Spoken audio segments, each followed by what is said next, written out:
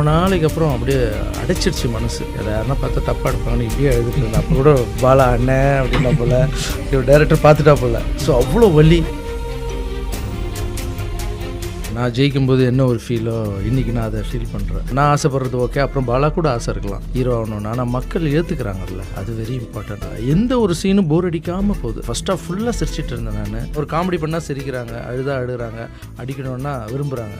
போதும், அதுதான் ஹீரோவை ஏற்றுக்கிறது. பாலா ஹீரோவா வாரா இல்லையா, நான் அன்றைக்கி ஸ்டேஜில் சொன்னது தான். பாலா ஹீரோவாக தான் ஆகணும். இந்த மாதிரி பசங்க வரணும், நிறைய குடும்பம் நல்லா இருக்கணும். ஸோ பாலா ஹீரோ ஆவார்ன்ற டவுட்லாம் இல்லை. இனிமேல் ஹீரோ தான், நிறைய படம் பண்ணுவார். நாங்கள் 2 பேரும் சேர்ந்து கூட பண்ணுவோம், பார்த்துக்கலாம். உண்மையாக சொல்ல போனால் லாஸ்ட் 20 நிமிஷம் நான் பயங்கரமாக அழுதுட்டேன். நான் ஜெயிக்கும்போது என்ன ஒரு ஃபீலோ இன்றைக்கி நான் அதை ஃபீல் பண்ணுறேன். ஏன்னா ஒரு நிகழ்ச்சியில் ஹீரோ ஆகணும் தான் நான் பண்ணிடலாம் அப்படின்னு சொன்னேன்ல, அந்த வார்த்தை இன்றைக்கி நான் தியேட்டரில் பார்க்கும்போது அது 100% நான் சொன்னதை விட ஆடியன்ஸ் ஏற்றுக்கிட்டாங்க. இப்போ நான் நான் ஆசைப்படுறது ஓகே, அப்புறம் பாலா கூட ஆசை இருக்கலாம் ஹீரோ ஆகணும்னு. ஆனால் மக்கள் ஏற்றுக்கிறாங்கல்ல, அது வெரி இம்பார்ட்டன்ட்.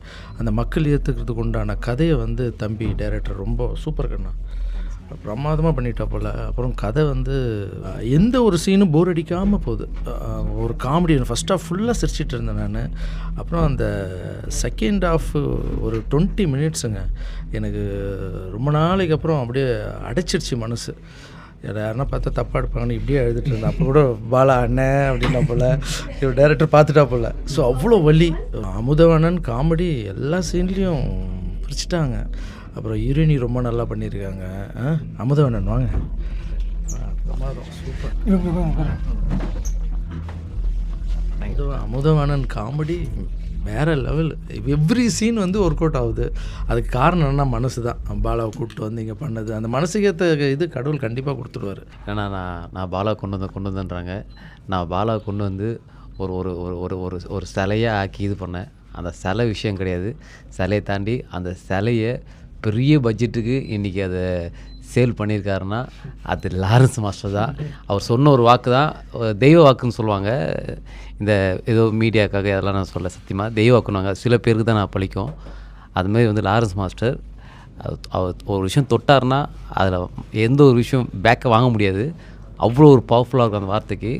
ஜி தமிழில் பாலாண்டு ஒரு படத்தை வருவான், காமெடி எல்லாம் ஓகே. ஆனால் ஒரு ஹீரோவாக வருவான்றது சும்மாடி நீ ஹீரோ அண்ணா ஹீரோவான ஆசை ஆயிட்ரா அப்படின்னாரு. சொன்ன ஒரு வார்த்தை தான் தமிழ்நாட்டில் இருக்கிற அத்தனை பேரும் எனக்கு ஃபோன் பண்ணாங்க. எல்லாருக்கும் பரவலாக அது பயங்கர டாக் ஆகுது. லாரன்ஸ் மாஸ்டர் ஹீரோவாக சொல்லிட்டாரு அப்படின்னு சொல்லிட்டு இன்றைக்கி ஹீரோவாக இருக்குன்னா அதுக்கு முழுக்க காரணம் ஒரே ஒரு வார்த்தை, லாரன்ஸ் சார் அப்படின்ற அந்த ஒரு மனுஷனுக்குள்ள அந்த வார்த்தை தான் தெய்வ வாக்கு தான் இன்றைக்கி பாலா ஹீரோவாக்கா. இதான் சத்தியம், இதான் உண்மை.